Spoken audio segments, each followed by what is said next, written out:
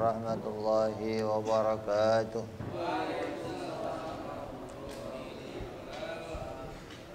Al-Fatihah ila ruhi Sayyidina Habibina Syafi'ina Rasulillah Sayyidina Muhammad ibn Abdullah Sallallahu alaihi wa alihi wa sahbihi wa ashabihi wa dhurriyyatihi Anna Allah yu'ali darajatin fil jannah wa yanfa'una bi asrarihim anwarihim ulumihim nafahadihim barakatihim fid dini wa dunya wal akhirah wa ja'aluna min hisbihim wa yarzuquna mahabbatahum wa yatawaffana ala milladihim ويعشرنا في زمرتهم بالعافية وسلامة لهم الفاتحة أعوذ بالله من الشيطان الرجيم بسم الله الرحمن الرحيم الحمد لله رب العالمين الرحمن الرحيم مالك يوم الدين إياك نعبد وإياك نستعين اهدنا الصراط المستقيم صراط الذين أنعمت عليهم غير المغضوب عليهم ولا الضالين آمين بسم الله الرحمن الرحيم نويت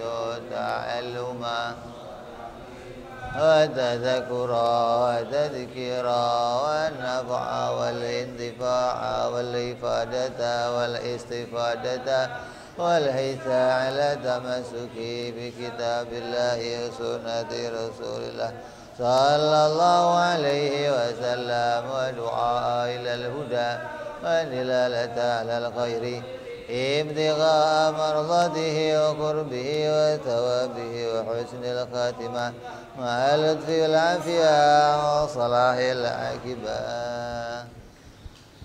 بسم الله الرحمن الرحيم الحمد لله رب العالمين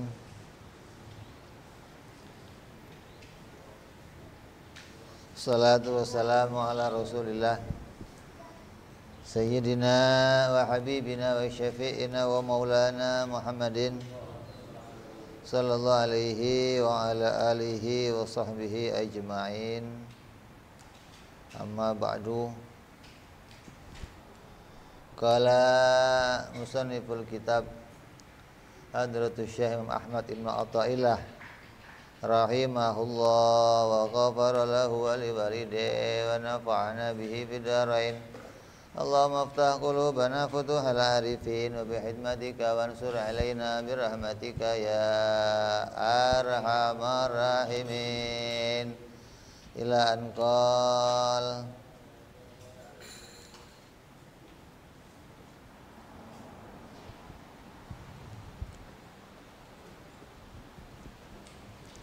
wa min alamati mautul qalbi wa min alamati mautil qalbi adamu huzni ala ma fataka minal muwafaqat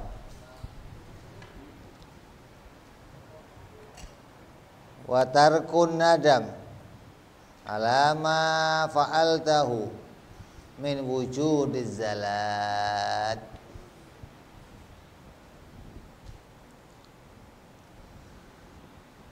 artinya di antara tanda matinya hatinya seseorang adalah tidak adanya perasaan sedih bila terlewatkan kesempatan untuk beribadah dan tidak ada penyesalan atas berbagai macam pelanggaran yang dilakukan.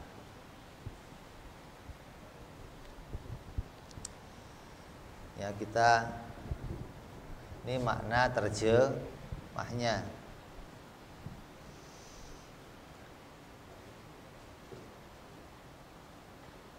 Imam Ibnu Ahmad Ibnu Atta'illah rahimahullah, beliau memberikan alamat bahwa apabila seseorang mempunyai dua alamat ini, maka seseorang dinyatakan positif hatinya mati. Bukan corona aja yang positif ini.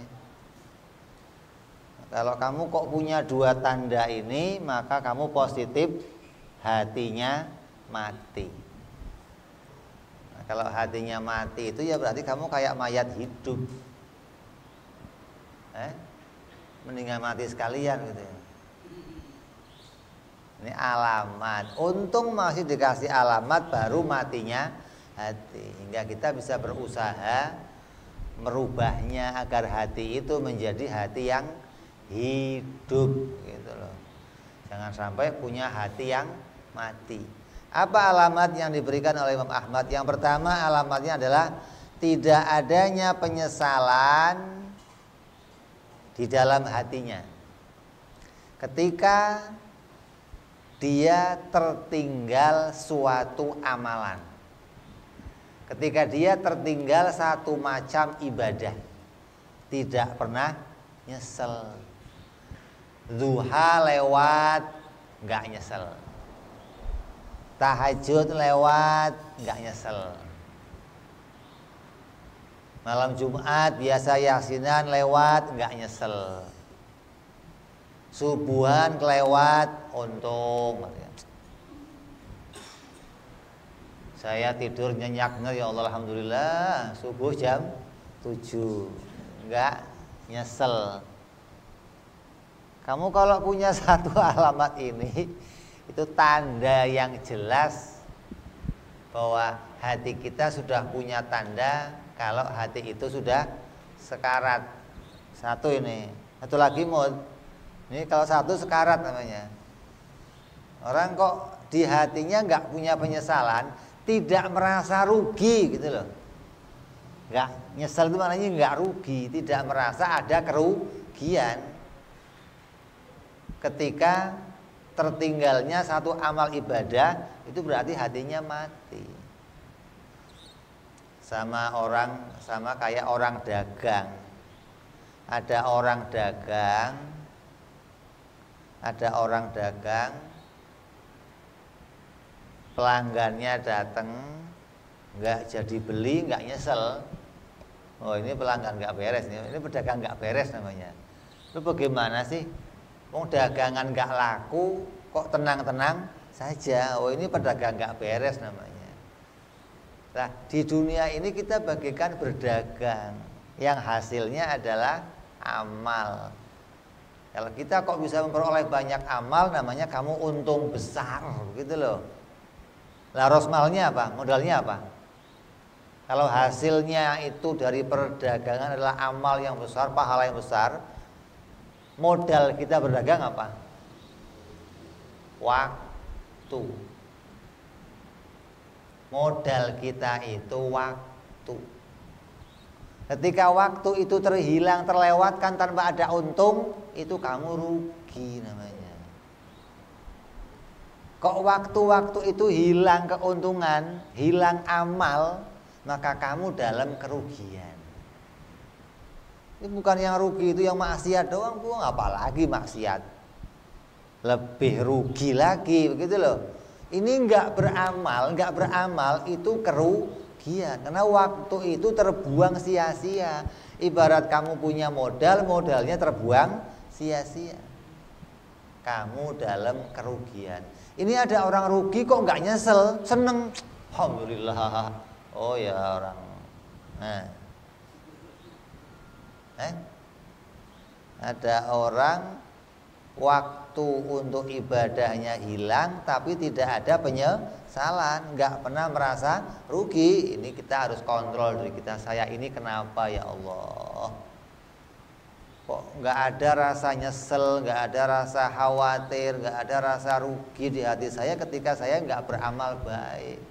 Nah kalau kamu kok nggak merasa rugi beramal baik, lah terus kira-kira kamu untung merasa senangnya kalau ngapain? Lihat bola.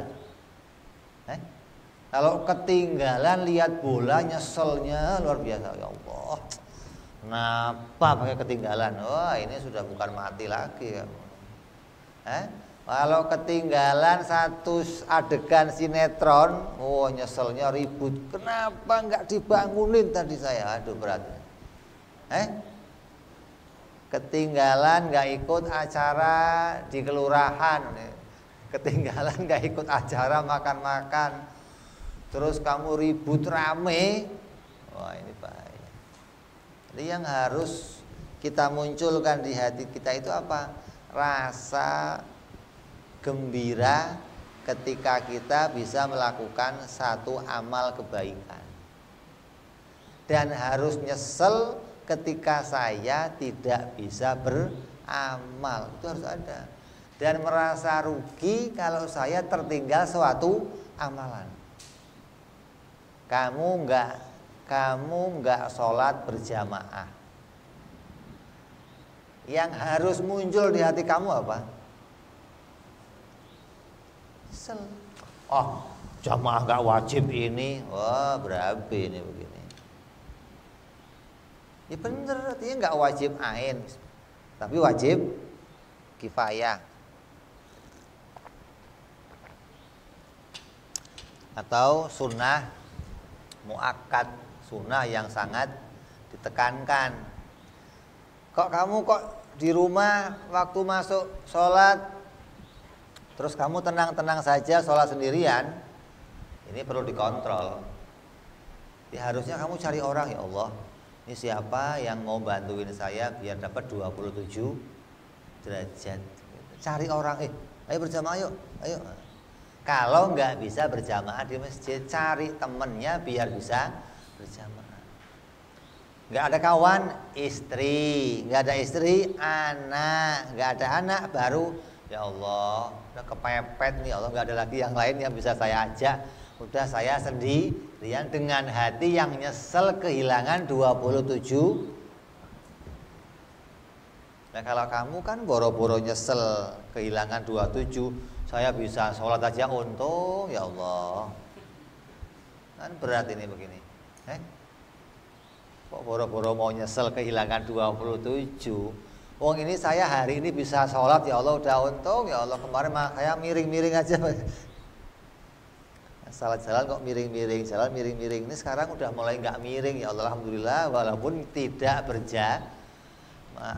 Ini kalau apa? Keadaan kita ini harus kita tingkatkan. Kita harus punya rasa dalam hati kita, apabila dalam waktu-waktu saya kok hilang tidak terisi kebaikan, maka cobalah kamu punya rasa penyesalan. Ini alamat yang pertama. Seseorang itu harus punya rasa kecewa atau harus punya rasa merasa rugi ketika tertinggal satu amalan ibadah, baik itu amal yang wajib maupun amal yang sunnah. Begitu loh, bukan yang wajib aja, yang sunnah juga begitu. Sunnah itu apa? Dikerjakan dapat pahala, tidak dikerjakan rugi. Nah ini begini maksudnya. Kalau kamu sudah punya hati, di hati kamu begini, ya beres kan. Makruh apa makruh? Ditinggalkan dapat pahala, dikerjakan rugi, gitu loh. Bukan nggak apa-apa. Makruh itu dikerjakan rugi. Kok rugi kenapa? Lah nggak ada untungnya. Waktunya habis, untungnya nggak ada, namanya apa? Rugi, gitu loh. Jadi kamu itu harus memperhitungkan modal utama kamu. Modal kamu waktu itu perhitungkan betul-betul nih, jangan sampai hilang sia-sia. Paling enggaknya ada amal baik yang saya peroleh dalam waktu-waktu yang sudah tertinggal, itu yang hilang itu. Jadi mengerjakan makruh itu kerugian. Meninggalkan sunnah kerugian. Kenapa? Karena nggak dapat apa-apa. Nggak dapat apa-apa itu rugi. Orang dagang kok pulang nggak dapat apa-apa, namanya apa? Rugi, begitu loh. Orang dagang itu kalau pulang dapat untung, alhamdulillah, tadi untung sekian mak, tadi untung sekian, itu seneng. Tapi kok dagang nggak dapat apa-apa, ya wis rugi. Jadi yang pertama harus di hati kita punya penyesalan tertinggalnya kita dari melakukan suatu amal kebaikan, baik itu amal yang bentuknya wajib maupun amal yang bentuknya sunnah gitu loh. Kayak sekarang musimnya corona, banyak orang nyesel, lu kenapa saya nggak bisa berjamaah di masjid, kenapa nggak bisa Jumatan, banyak yang nyesel. Banyak juga yang seneng, udah lumayan lah namanya. Jadi saya nggak repot-repot disuruh ke masjid. Masjidnya tutup, alhamdulillah. Nah ini bagi orang yang begini ini berat ini, ya Allah. Ada masjid tutup kok alhamdulillah. Jadi nggak repot-repot berjamaah, udah sholat masing. Waduh. Terus yang kedua, tidak adanya penyesalan dari berbuat dosa yang dilakukan. Yang kedua, asal berbuat haram nggak nyesel, asal berbuat makruh nggak nyesel. Maka orang yang tidak ada penyesalan dari perbuatan haram yang dilakukannya, maka itu tanda matinya hati. Kalau masih satu sekarat, kalau sudah dua, amal kebaikan yang hilang kamu nggak nyesel, ngelakuin maksiat kamu nggak nyesel, mati hati kita. Hah? Dua alamat ini bersanding dalam diri kita, udah kita mati hatinya dah. Artinya kamu bagaikan orang nggak hidup, kamu tidak bisa mendapat amal kebaikan apapun kalau begitu. Ibarat dagang, kamu nggak akan punya keuntungan apapun, isinya rugi semua. Ketika mau beramal, ketinggalan amal nggak nyesel. Ketika ngelakuin maksiat yang dilarang nggak nyesel juga. Nah terus yang kamu sesali apa? Yang kita sesali itu apa? Oh kalau nyesel itu kalau bangun pagi, Beb, sarapan sudah ada, rokok sudah ada, jajan sudah ada, tapi nggak ada gocapan, itu Beb nyeselnya, Beb. Masya Allah, kecewa ini, Beb, kok di sini nggak ada. Kan berat, nyeselnya urusan hukum ekonomi. Aduh.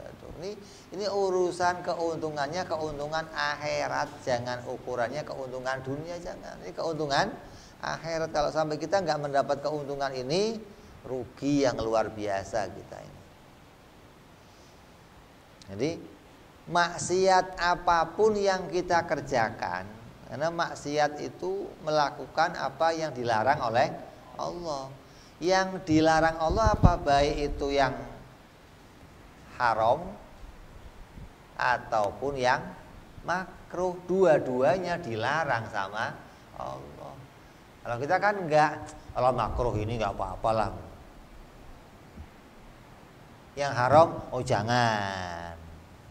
Yang haram jangan, yang makruh enggak apa-apa.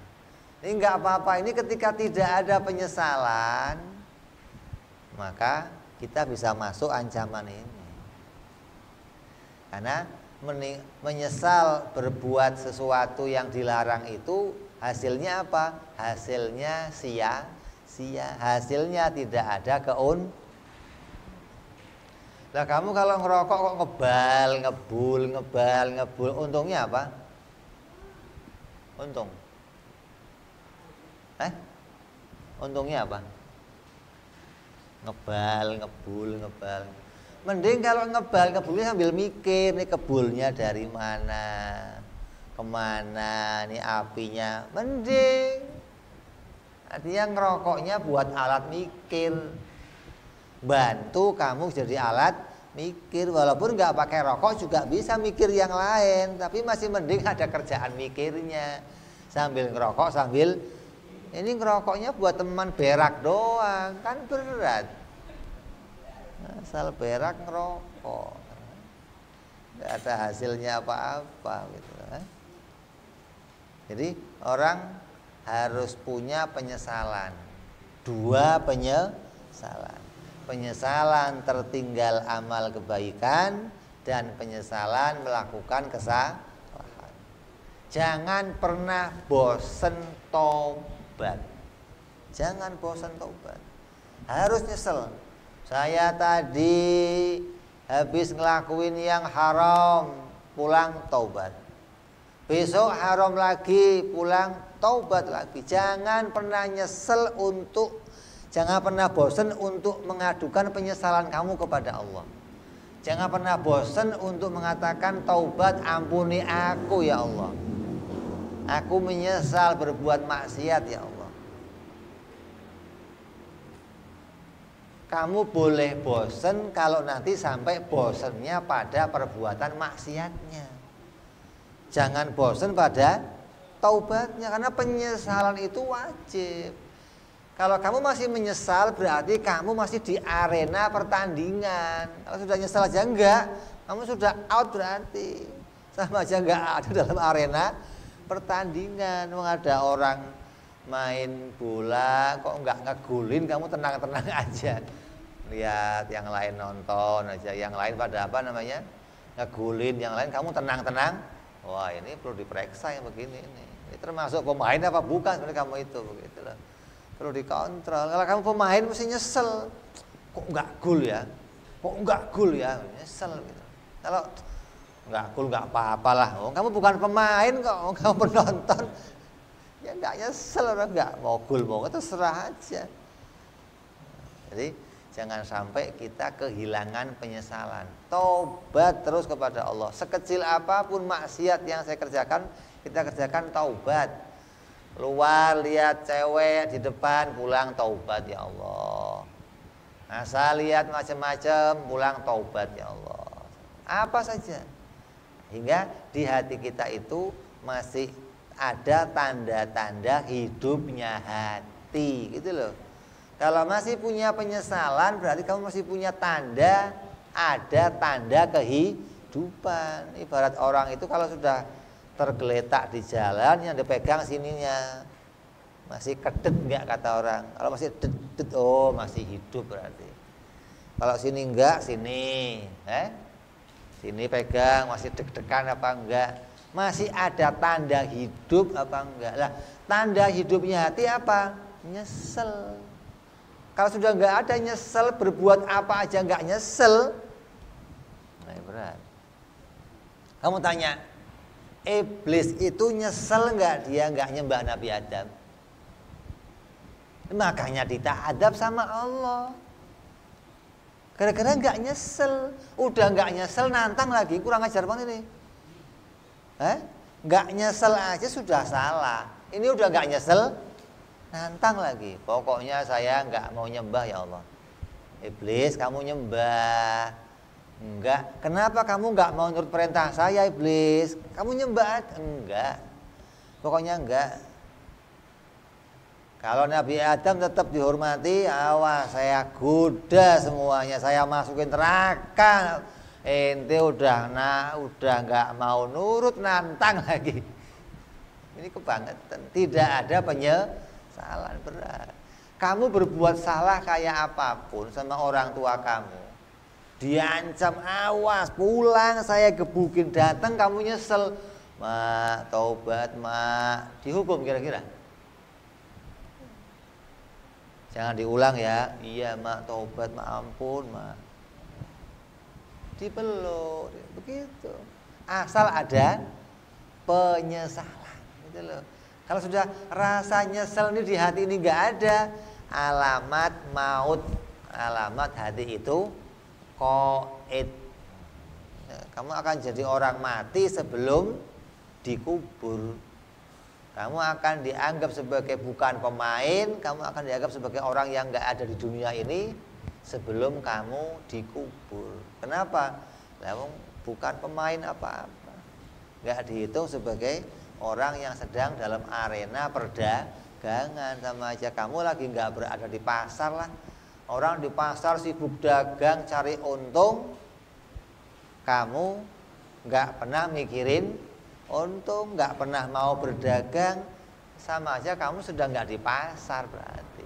Walaupun kayaknya kamu di pasar, tapi seperti kamu nggak di pasar, karena dagangan ya nggak punya, cari untung yang nggak mau, ketika rugi yang nggak nyesel. Wah, ini berat.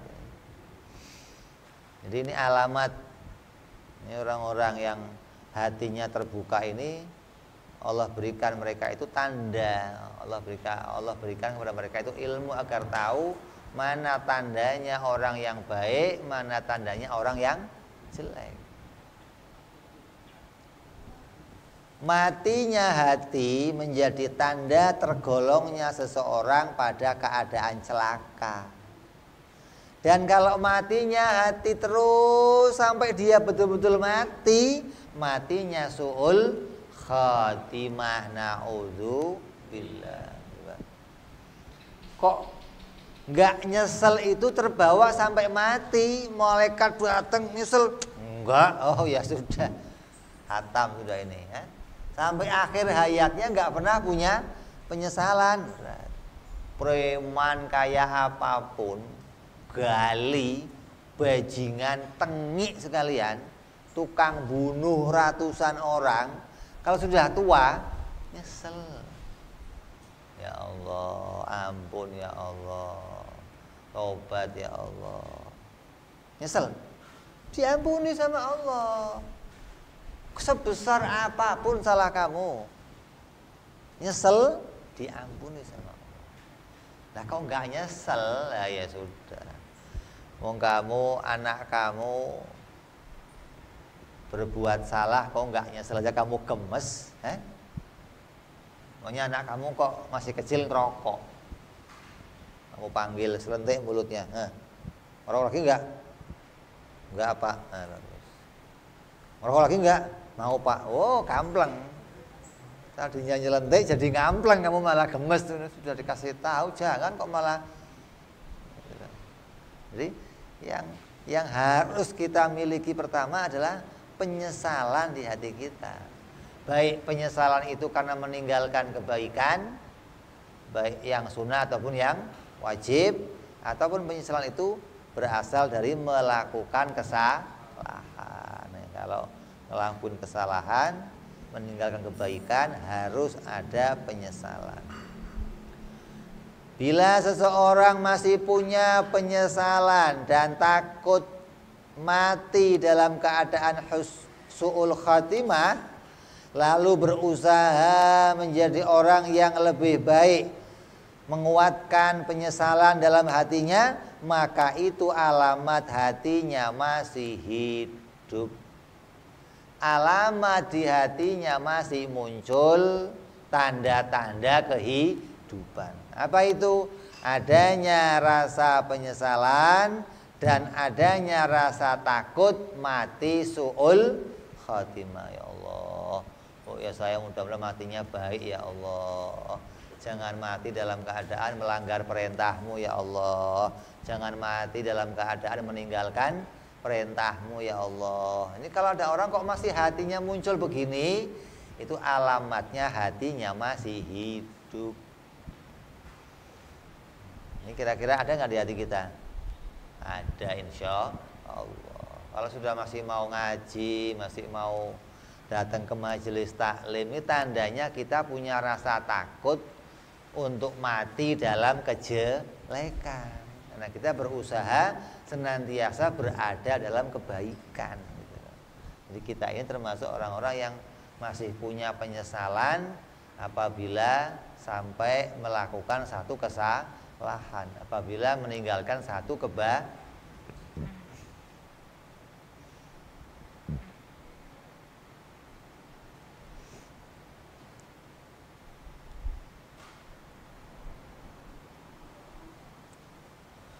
Adapun alamat hidupnya hati seorang murid.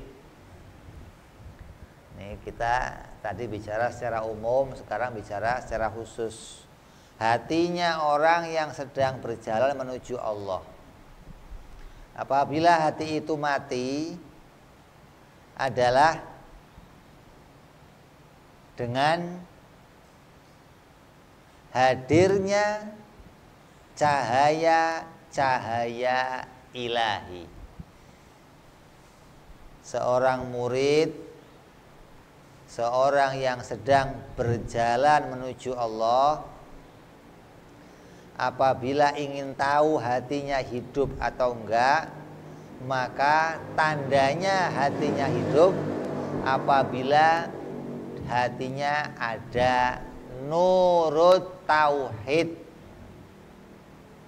Bukan pondok pesantren, bukan. Maksudnya cahaya Allah, cahaya tauhid, cahaya keimanan. Ketika cahaya itu ada di hati kita, maka tandanya kita masih hidup. Tandanya di dalam kita itu terang. Tandanya kita masih bisa melihat sesuatu ketika di hati kita ada nurut tauhid.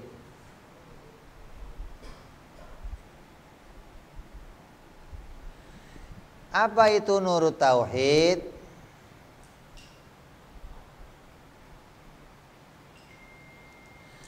Adalah cahaya yang mana Allah letakkan di hati seorang mukmin, laki-laki maupun perempuan, yang dengan cahaya itu dia merasa susah hati karena meninggalkan satu perintah Allah, dan merasa heran atas kemaksiatan yang telah dilakukannya. Bukan cuma nyesel, tapi harus heran. Heran itu, lah kok saya kok maksiat lagi, itu loh. Kemarin saya kan sudah tobat, nggak mau maksiat lagi. Lah kenapa kok sekarang malah maksiat lagi, ya Allah? Tobat lagi, ya Allah. Begitu. Artinya kita itu kadang tertipu dengan berbagai macam, digiring oleh iblis, digiring oleh hawa nafsu. Kita tak tahu maksiat lagi, gitu loh. Jadi hati itu tergiring. Diri kita digiring, dilihatkan ini, ditunjukkan ini, sampai tertipu berbagai macam permasalahan hingga kita maksiat. Kok sampai maksiat lagi? Kamu harus heran, ya Allah, lah kok maksiat lagi, ya Allah. Udah besok saya mau tobat lagi, ya Allah, saya nggak mau maksiat lagi. Lah kok maksiat lagi? Ya harus heran lagi, ini gimana sih? Sampai akhirnya tahu Allah menjalankan saya dalam kejelekan. Gitu dong. Herannya harus ke situ, bahwa oh, saya ini mau nyesel kayak apapun, kalau ditentukan Allah jadi orang jelek, ya tetap akan jelek lagi. Tapi tugas kita kembali tobat lagi, ya Allah, mudah-mudahan nanti nggak jelek lagi, ya Allah, begitu. Kok besok jelek lagi, ya kembali lagi, ya Allah, tobat. Mudah-mudahan besok nggak jelek lagi, ini yang terakhir jeleknya, ya Allah, begitu. Harus punya penyesalan begitu. Sama nanti ketika berbuat baik, maka orang mukmin itu tandanya hidupnya hati ada dua. Sama dengan matinya hati, maka hidupnya hati juga ada dua tanda,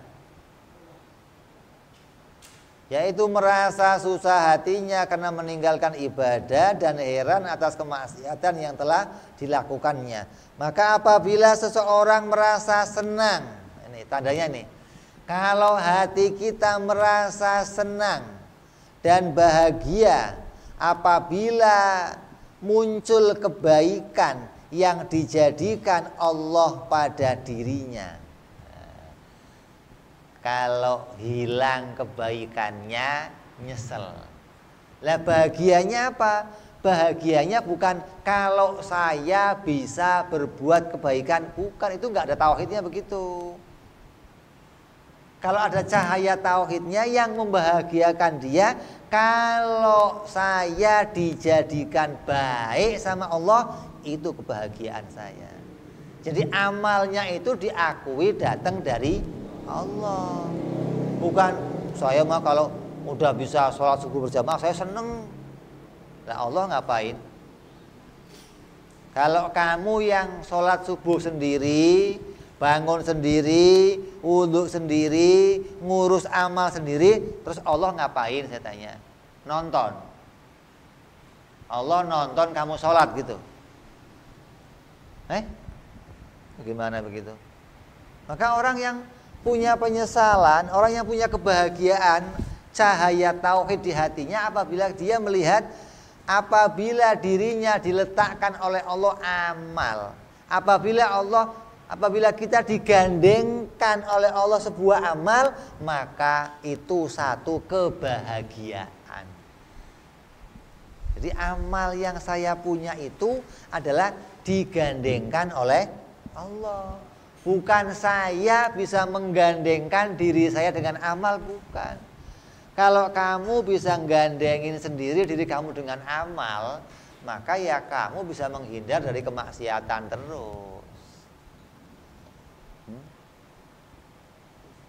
Jadi selagi ada gandengan amal, maka yakinlah Allah menggandengkan amal itu pada kita. Lah, orang yang punya cahaya tauhid bahagia ketika dirinya melihat dirinya digandengkan amal baik oleh Allah. Ya, itu yang bisa melihat begitu, itulah orang yang punya nurut tauhid, cahaya tauhid, cahaya iman yang diletakkan Allah ke dalam hatinya seseorang.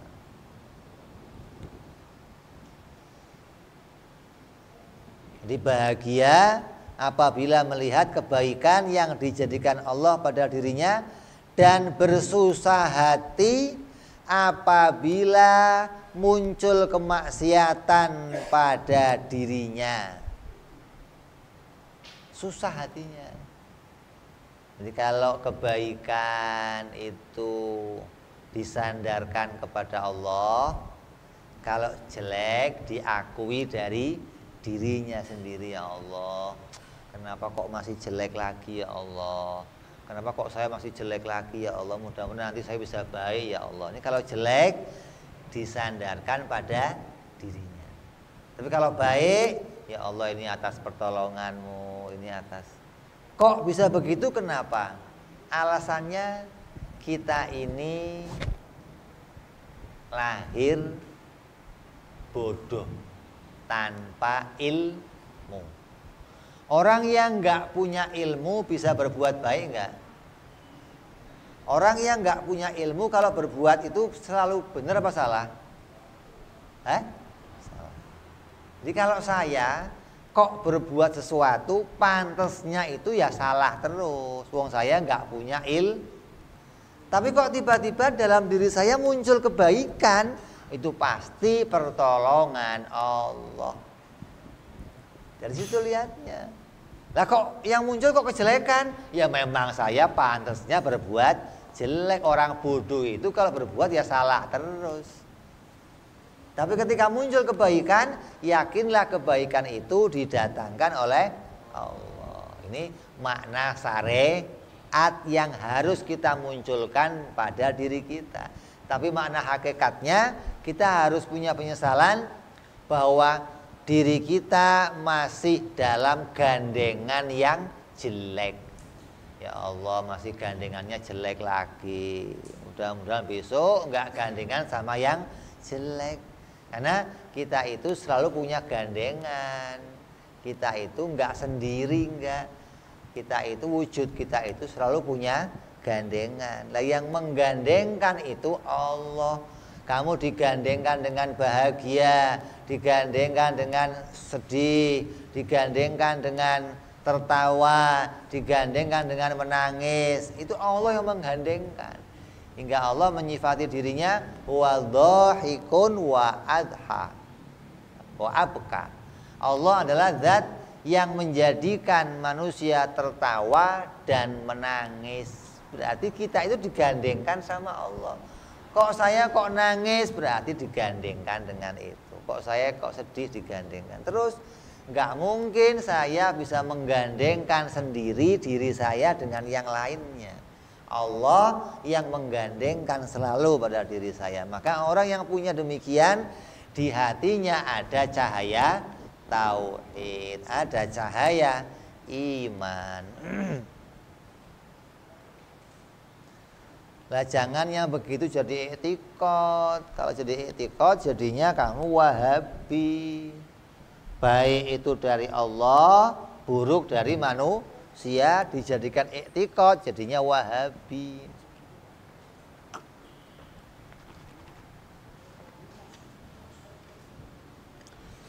Kalau kita yang begitu hanya kita nyatakan di lisan kita, tapi hati kita mengakui khairihi wa syarihi minallah. Itu i'tiqad kita begitu.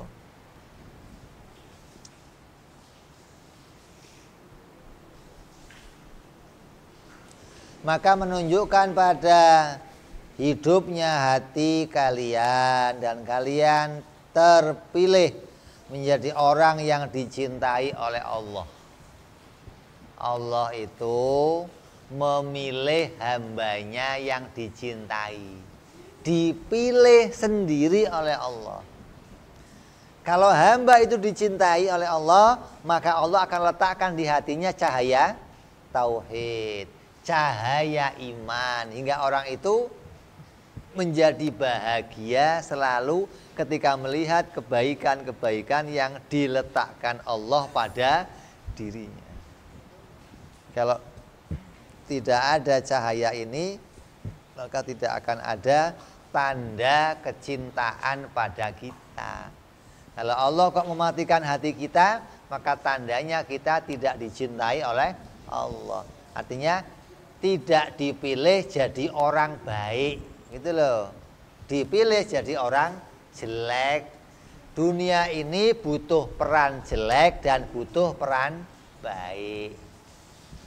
Harus ada yang berperan. Kok kalau ditawarin kamu nggak ada yang mau? Mau? Kamu jadi Fir'aun mau? Kamu ditawarin untuk berperan jadi Fir'aun mau kira-kira? Nggak usah Fir'aun lah, kamu ditawarin perannya jadi tukang pacul. Jangan saya ya Allah, yang lain aja ya Allah. Ada yang mau nggak kira-kira? Ditawarkan, kamu paculnya ini, itu tanahnya, kamu sekarang perannya tukang, mau? Mau nggak? Nggak mau. Nah sekarang mikirnya begini, kalau kamu ditawarin nggak mau, kenapa di sana kok ada yang mau? Kenapa kok ada yang mau? Karena Allah yang meletakkan kemauan di hatinya. Kalau sudah Allah yang meletakkan kemauan di hatinya, direm sama siapa aja nggak bisa. Saya mau macul, jangan Pak, saya gantiin. Udah nggak usah. Kalau sudah orang punya mau, itu direm nggak bisa, gitu loh. Jadi Allah yang menata jagat ini. Yang akan berperan baik siapa, berperan buruk siapa, maka Allah menjalankannya.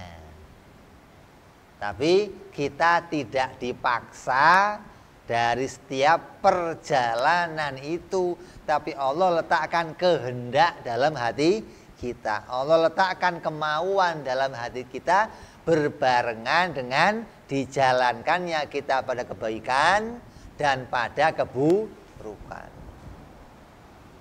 Tapi kita harus bisa lihat bahwa kebaikan ini datang dari Allah, bukan dari diri saya. Sampai kata ulama apa? Pahala yang paling besar di antara amal itu adalah pahala melihat kebaikan itu datang dari Allah. Wah, kamu sholat, sholatnya kamu anggap dari diri kamu, sama kamu sholat, sholatnya kamu akui datang dari Allah, banyak mana pahalanya? Kata ulama, pahalanya banyak kan diakui sholatnya itu atas pertolongan Allah. Itu namanya kamu punya cahaya tauhid di hati kamu. Kalau kamu nggak punya cahaya itu, ya nggak bisa. Maka kita sering ngomong, orang yang ngaji tauhid itu batasnya apa, Bib? Orang yang ngaji tauhid batasnya sampai bisa, sampai nggak bisa sholat. Kalau masih ngaku saya bisa sholat, ngaji lagi. Ngajinya belum hatam. Nah kalau di sini udah tasawuf, udah hebat-hebat semua ini ya. Tauhid udah 17 kali hatam di sini mah.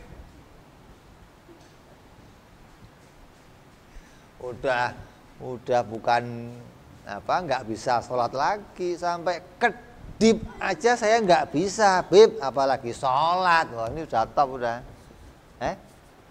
Kedip nggak bisa, Bib, kalau nggak dikedipkan sama. Kamu jangan nganggep di situ nggak ada pertolongan Allah. Kamu ngangkat gelas. Ini saya ngangkat gelas. Ini gelas yang saya angkat ini berurusan nggak sama Allah? Oh, nggak ada urusannya, Bib. Itu saya sendiri yang ngangkat. Kalau ngangkatnya gelas ini nggak urusan sama Allah, saya ngangkat sendiri. Nah, saya tanya lah, Allah ngapain? Nonton. Allah ngeliatin saya ngangkat gelas gitu. Woi, rusak ini begini. Kamu harus punya pengakuan, dalam pekerjaan ngangkat ini ada pertolongan Allah di situ. Kedipnya mata saya ada pertolongan Allah di situ. Apalagi sholat saya. Maka ada pertolongan Allah di situ. Kalau kamu nggak bisa melihat ini, berarti di hati kamu belum ada cahaya tauhid. Di hati kamu belum ada cahaya iman. Kalau kamu sudah bisa melihat itu, berarti cahaya itu telah bersinar di hati kamu. Kalau kurang bersinar, ambil batu baterai colok, biar bisa bersinar. Nah, kelamaan nggak terang-terang bagaimana? Jadi ini cahaya yang Allah letakkan di hatinya seseorang.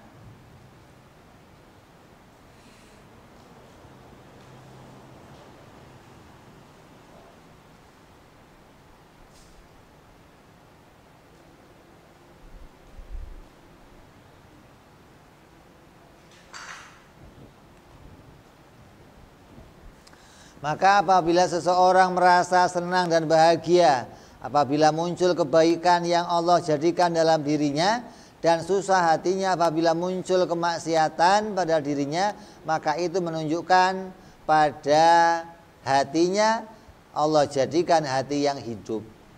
Dan kalian dipilih oleh Allah menjadi orang-orang yang dicintai oleh Allah. Maka bergegaslah kalian berjalan menuju keridhaan Allah Subhanahu wa ta'ala, dan jangan pernah berhenti hingga benar-benar kalian sampai kepada Allah Subhanahu wa ta'ala. Ketika sudah ada tanda itu dalam hati kita, jangan padamkan, gitu loh. Jangan buang cahaya itu, jangan kembali ke pengakuan sebelumnya, pertahankan pengakuan itu. Wa terus la haula wala quwata illa billah, la haula wala quwata illa billah. Terus tidak mungkin satu aktivitas saya apapun apabila di situ tidak ada pertolongan Allah, maka nggak akan terjadi. Terus ini cahaya itu jangan dimatikan lagi. Kalau sudah nyala, nyalainnya susah. Matiinnya gampang, nyalainnya susah. Kalau sudah nyala, pertahankan cahaya itu, jangan sampai bergeser. Ujiannya banyak memang, tertimpa ini, tapi harus kembali melihat bahwa ini semua pasti ada pertolongan dari Allah. Tidak mungkin jadi dengan diri saya sendiri, nggak mungkin. Maka apa sih yang jadi penyebab matinya hati seseorang? Ada sebabnya enggak? Ada. Kata Imam Ahmad, kata pensarahnya, ada 3 yang menyebabkan matinya hati seseorang. Yang pertama, hubbud dunya, mencintai dunia. Cinta dunia berlebihan sampai enggak mikirin akhirat. Gara-gara cinta dunia berlebihan, enggak punya penyesalan ketika rugi akhirat. Yang penting untung dunia. Ini tandanya pertama ini. Penyebab matinya hati yang pertama, cintanya dunia berlebihan. Sampai tidak ada penyesalan ketika meninggalkan urusan rapat jam 1. Jam 12 habis zuhur kan bisa makan, sholat, selesai. Oh nggak bisa, Beb. Lagi ngurusin rapat ini. Nyiapin tempat, nyiapin ini. Lah makan dulu, oh ntar makannya juga. Sholatnya ntar, makannya. Yang penting rapat. Ini penting, Beb. Menyangkut perusahaan saya ini, Beb. Itu orang waras apa enggak begitu? Kalau secara zahir, oh dipandang ahli dunia, wah hebat amat ini orang. Dipandang sama orang-orang PKI, wah ini baru pekerja giat ini. Yang mandang malaikat gemes. Nah, terus apaan matinya ini orang? Apaan nanti matinya? Gemes malaikat kayak begitu. Kalau yang mandang PKI, orang-orang ahli dunia, oh ini agama ganggu kata dia. Orang mau bisnis mau keganggu sama agama, tinggalin. Jangan diurus begitu-begitu. Dianggap agama nggak punya kepentingan. Ini orang-orang begini tanda hatinya koit udah itu mah. Orang yang mementingkan dunia hingga meninggalkan urusan akhirat.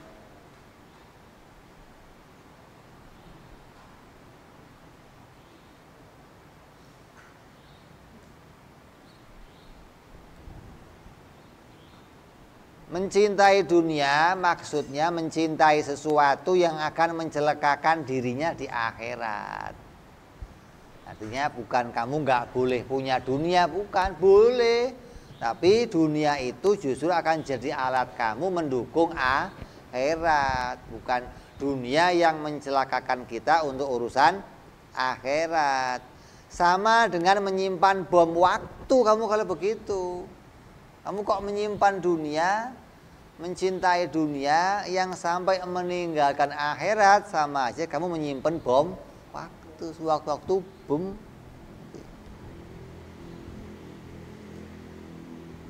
Artinya yang akan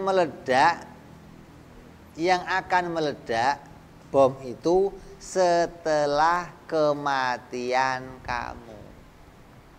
Sekarang kayaknya aman. Nyimpen dunia, nyimpen duit bertriliun-triliun, nyimpen kunci brankas rumah sampai karung-karungan namanya. Nyimpen sertifikat rumah sampai kayaknya aman, nggak ada masalah ini. Ini bom waktu. Kapan meledaknya? Setelah mati. Begitu kamu mati, meledak semua itu, menghancurkan kamu semuanya. Celaka yang luar biasa ini. Yang akan meledak setelah kematian kamu seperti mencintai maksiat.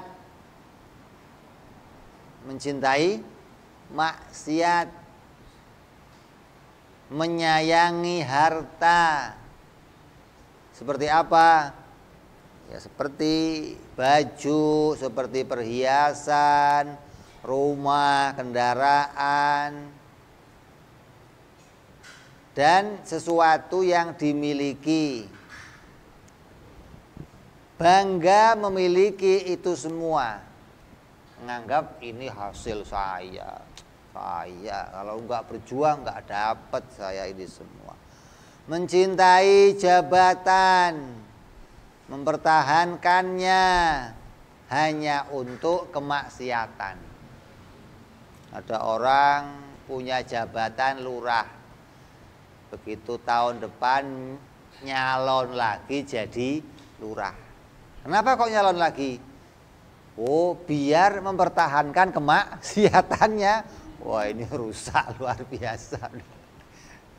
Kalau saya menjabat, terus saya tahun depan jabat lagi, boleh nggak? Boleh, asal mempertahankan kebaikannya. Jabatan yang pertama diperoleh diisi kebaikan, ketika jabat lagi tahu nih kalau nggak saya pegang lagi rusak. Pertahankan. Ini dipertahankan untuk berbuat kebaikan. Jadi bukan terus Wow, kamu mah 2 kali jabat cinta dunia lu, mati hatimu lu. Oh, enggak begitu. Jangan tuduh mati-mati. Lihat dulu ini untuk apa, begitu dong. Letakkan dulu nih kemana ini. Punya harta itu belum tentu celaka. Punya jabatan belum tentu binasa. Bila semua itu dipakai untuk memperjuangkan agamanya Allah. Begitu loh. Punya harta banyak, tanahnya dipakai bikin masjid, majelis taklim, pondok, ya untung. Punya jabatan banyak, teken izin masjid bikin, izin pengajian bikin, izin jumatan bikin. Wah, ini artinya jabatannya dipakai mendukung, mensyiarkan agamanya Allah. Wah, itu pahala semua isinya. Seperti siapa? Nabi Sulaiman alaihis. Ada orang yang lebih kaya dari Nabi Sulaiman. Tapi kenapa hartanya nggak membuat dia neraka? Karena dipakai di jalan Allah. Bukan yang penting duitnya banyak doang, tapi dipikirkan ini untuk apa. Makanya Allah jadikan Nabi kaya. Apa faedahnya diantaranya? Untuk menuntut manusia-manusia yang kaya yang nggak mau ibadah. Bill Gates yang kayanya duitnya nggak ada serinya. Nanti disandingkan Nabi Sulaiman, lu kaya mana sama dia? Pede bener. Korun yang kayanya begitu disandingkan sama Nabi, kaya mana kamu sama dia? Dia ibadah. Duhanya jalan, tahajud jalan. Ini baru berapa duitnya? Duha nggak sempet, tahajud nggak sempet, subuhan telat melulu. Ente ini kurang apa sih? Kurang disuntik mati aja. Terus yang kedua yang membuat orang itu mati hati apa? Lupa berzikir mengingat Allah. Ini kembali kepada hikmah yang sebelumnya. Terus zikir agar ada salah satu anggota badan kita yang berbuat kebaikan. Walaupun hatinya belum connect sama Allah, tapi yang penting ada badan kita yang berbuat kebaikan. Kalau nggak bisa zikir gimana, Beb? Pegang tasbih, puter. Bacanya apa? Nggak usah baca, puter aja udah, pokoknya bawa kemana-mana. Itu hadis, ada pahalanya, begitu loh. Dari megang tasbih, seminggu kamu pegang, nanti muncul di hati, masa pegang doang. Nah, nanti muncul, sambil baca.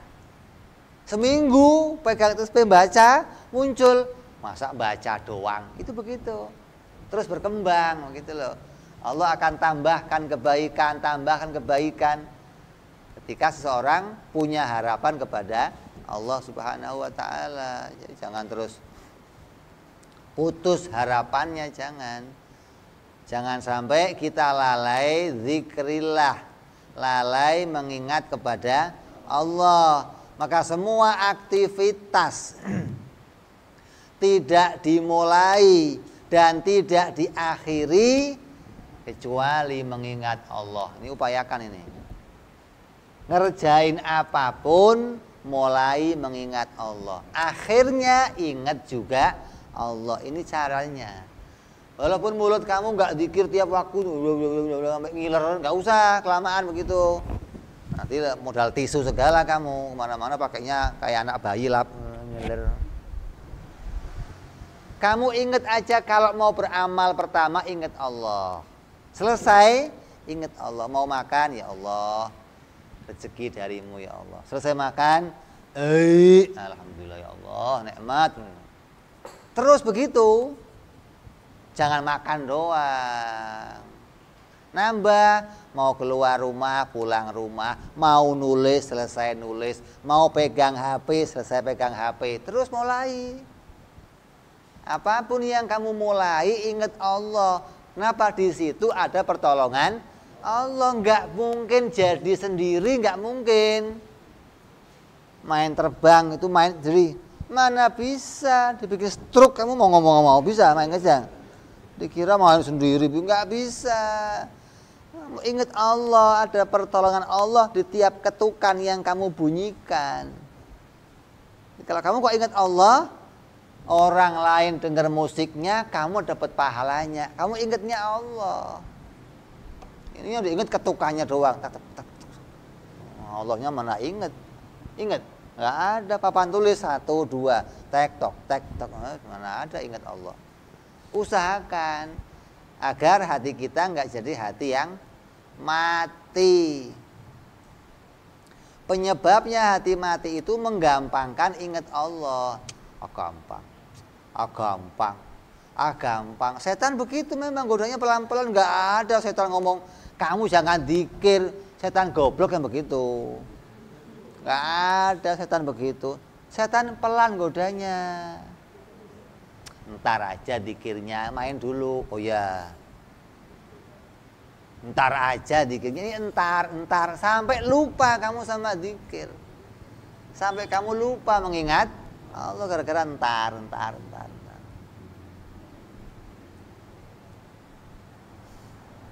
Mendapatkan kenikmatan lupa pada Allah. Masuk kamar mandi keluar lupa sama Allah. Masuk rumah keluar rumah lupa sama Allah.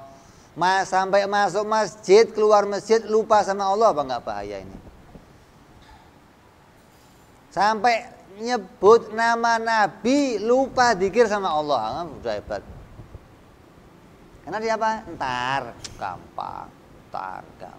Sampai lupa sama Allah. Maka jangan demikian. Upayakan apapun aktivitasnya kita mulai ingat Allah, selesainya ingat Allah. Mau masuk masjid, keluar masjid. Mau masuk rumah, keluar rumah. Masuk kamar mandi, keluar kamar mandi. Terus sampai nanti mau masuk harim, keluar dari harim juga begitu. Nah, kamar mandi doang yang ingat, masuk kemana saja ingat, keluarnya juga ingat.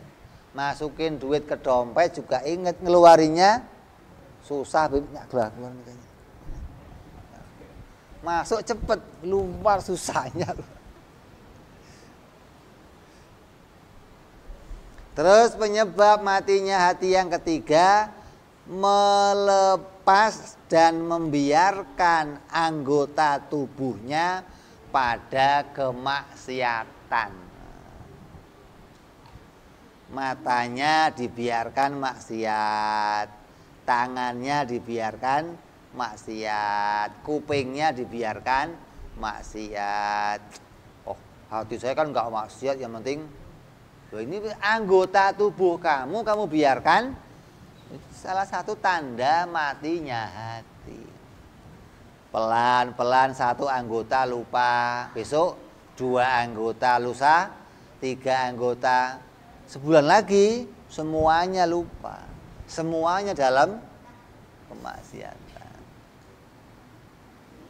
Apabila 3 tanda itu ada pada kita, maka segeralah kamu hidupkan hati kamu dengan apa? Dengan 3 tanda pula.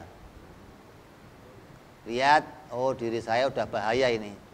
Udah nggak punya penyesalan, lupa kepada Allah, nggak pernah dzikrillah, membiarkan tubuhnya maksiat. Maka ketika tanda itu ada, segera tutupi hal itu. Hidupkan hati kita segera dengan apa? Yang pertama, zuhud. Segera kamu membuang dunia dari hati kamu. Maksudnya tinggalkan segala sesuatu yang akan membahayakan kita di akhirat. Apapun harta yang kita pegang, kalau saya pegang harta ini kok bahaya akhirat, tinggalkan. Kembali kepada asalnya, bahwa semua yang Allah berikan hanya untuk modalnya ibadah, bukan modalnya maksiat. Saya beli HP, saya beli motor, saya beli baju, saya beli apa. Yang tadinya tujuannya mau maksiat, ganti semuanya. Baju ini khusus buat ke masjid, ini untuk ke majelis taklim, ini untuk rubah semuanya. Yang tadinya tujuannya mau beli ini untuk ini, rubah semuanya, tujukan kepada akhirat. Itu namanya kamu mulai zuhud. mulai mikirin akhirat, merubah yang tadinya angan-angannya dunia berubah jadi dipakai urusan akhirat. Nah, saya belinya sepatu yang tinggi begini masa mau dipakai masjid, Bib? Ya yang bener aja, ya kasih orang, nggak tuker yang lain. Kayak jangan jadi alasan ini nggak pantas buat ibadah, Bib. Ya jual, kasih orang, ganti yang lain, maksudnya begitu. Ganti dengan perabotan, ganti alat-alat yang bisa mendekatkan kita kepada akhirat. Karena kalau masih lihat alatnya, ingetnya ke sana melulu. Kamu lihat sepatu yang biasa kamu pakai diskotik, asal lihat, manggil-manggil sepatunya. Buang sepatunya biar nggak inget lagi, begitu loh. Kamu punya baju yang bisa kamu pakai diskotik, asal lihat buka baju, kangen makainya, buang bajunya. Gitu loh maksudnya. Agar kamu di hati kamu nggak ada kecondongan lagi untuk maksiat.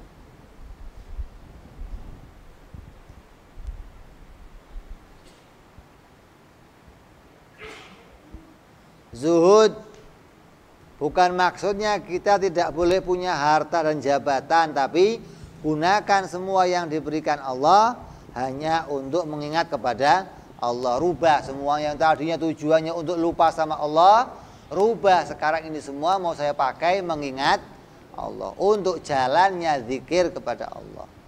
Yang kedua, langgengkan zikir. Maksudnya membiasakan memulai amal dengan mengingat Allah. Bismillah, alhamdulillah, Allahu Akbar, apa saja amal yang kita mulai biasakan dengan zikrillah. Mau pakai sendal, bismillah. Mau makan, bismillah. Mau keluar rumah, bismillah. Masuk rumah, bismillah. Mau pakai apa saja, mau pegang HP, bismillah. Naruh HP, bismillah. Mulai amal kita dengan zikrillah. Tapi ya nggak usah kenceng-kenceng. Buka mobil, bismillahirrahmanirrahim. Masuk masjid, bismillahirrahmanirrahim. Ya nggak usah kenceng-kenceng. Yang penting tujuannya kamu ingat sama Allah. Langgengkan zikir, biasakan memulai amal dengan zikir. Mau melakukan apa saja selalu dibarengi zikir untuk mengingat Allah. Itu cara yang kedua. Setelah tadi zuhud, rubah tujuan dunia menjadi tujuan akhirat. Semua perabot kita rubah. Bukan dibuang, bukan, tapi tujuannya dirubah. Yang tadinya beli itu semua untuk maksiat, sekarang dirubah, beli itu semua untuk akhirat. Yang kedua, langgengkan zikir. Yang ketiga, bertemanlah dengan para kekasih Allah. Bertemanlah dengan para ulama, para kiai, para habaib, para orang-orang soleh. Bertemanlah dengan mereka agar kamu punya ikatan untuk berbuat baik. Orang yang terikat sama orang baik itu biasanya condong pada kebaikan. Kalau mainnya sama copet, itu maunya nyopet aja. Kalau main sama kiai, ya maunya jadi kiai. Ada orang mulutnya kotor, kalau ngomong kasar, itu spontan akan sembuh kalau duduk sama kiai. Coba tes. Temen kamu yang ngomongnya kacau, ngawur, asal ngomong, ceplak cepol, kebun binatang keluar, ini keluar terus. Coba dudukkan sama kiai bareng, ntar sembuh total itu penyakitnya. Walaupun sementara, asal keluar rumah, keluar lagi, setan lama banget duduk, nggak keluar lagi dah. Tadi sembuh kamu di dalam, keluar kumat lagi. Namanya membiasakan diri dengan ulama, terikat kita dalam kebaikan. Duduk bersama ulama, langgengkan duduk bersama mereka. Ini akan menjadikan kita jalan atau alat untuk menghidupkan hati kita. Yang namanya ingat akhirat itu berarti ingat kepada Allah. hatinya sudah hidup kalau ingat akhirat.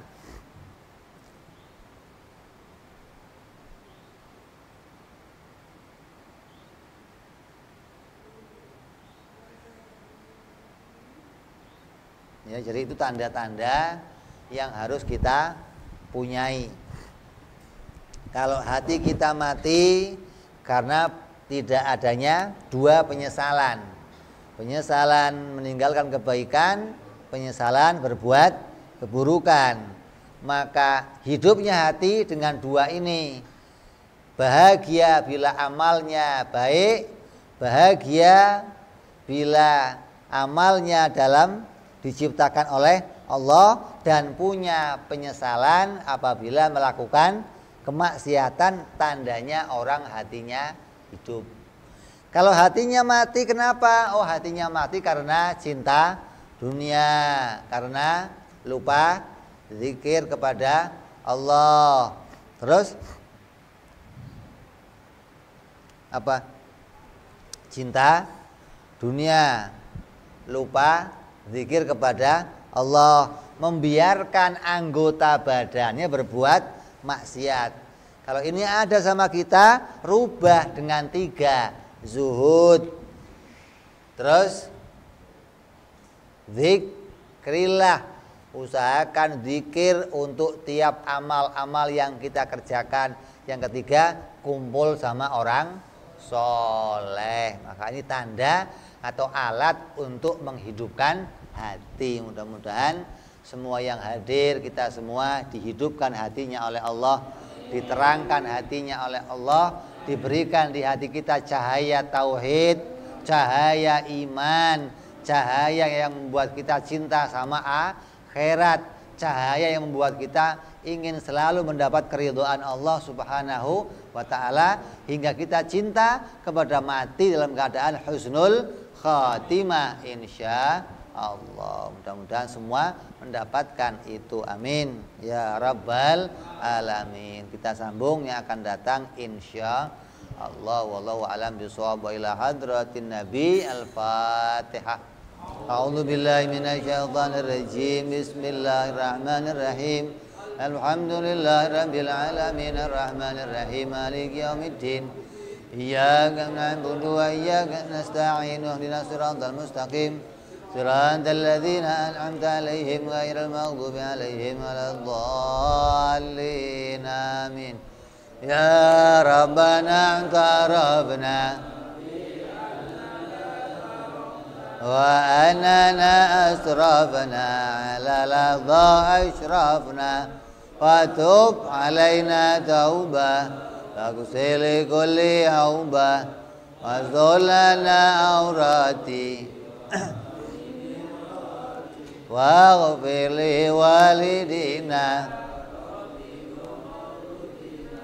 wal ali wal ihwani wa sairil ilani wa kulli dhi mahabba au jiratin au suhbah muslimina ajma'a min rabbi wajudan manna la biktisabi minna bil mustafa rasuli rahdha bi kulli suli salla alaihi andal habbi hidayatan si suhbi walhamdulillah fil badi wa tanahi subhana rabbika rabbil izzati amma yasifun salamun alal mursalin walhamdulillahi rabbil alamin.